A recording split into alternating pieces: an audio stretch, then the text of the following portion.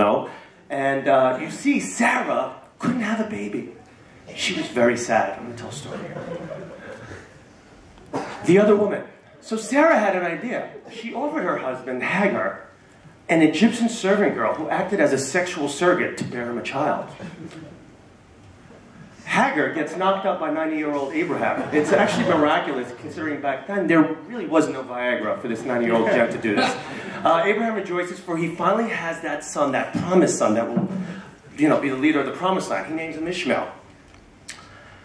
Sarah, of course, very distraught that this young mistress, this new mistress, has given her husband a son.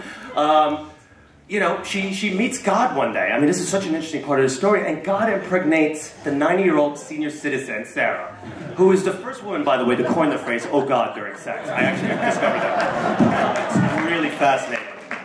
The other fascinating thing, if you really want to think, it's a bit disturbing that God is going around knocking up 90-year-old women with arthritis. But that's another whole thing.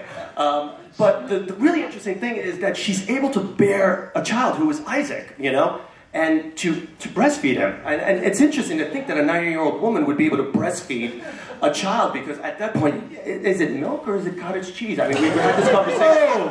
We didn't know. Is that too much? Is that too much? We just ate. Everybody ate. Okay. I had the schnitzel. All right. So anyway, what happens? Sarah talks Abraham into getting rid of Hagar and his son Ishmael, who he raised for 13 years, loved him, thought that would be his son, but now Sarah's telling him, you know what? No, he's not the promised son. He's not getting your inheritance. Banished to the desert, the two of them. And that is where we have the divide that we are sitting at. I mean, literally, this is the divide right now. Isaac would go on to have Jacob, and of course the tribes of Israel. Ishmael would go on to be the father of today's Arabs, and everyone descended from there. And it leads us to where we're sitting today, the conflict. The conflict as we sit the present. How do we fix this problem? Which really, it is, as me and Omar discussed, it is a sexual family problem. And if you want to think about it, it is a bit of incest, don't we?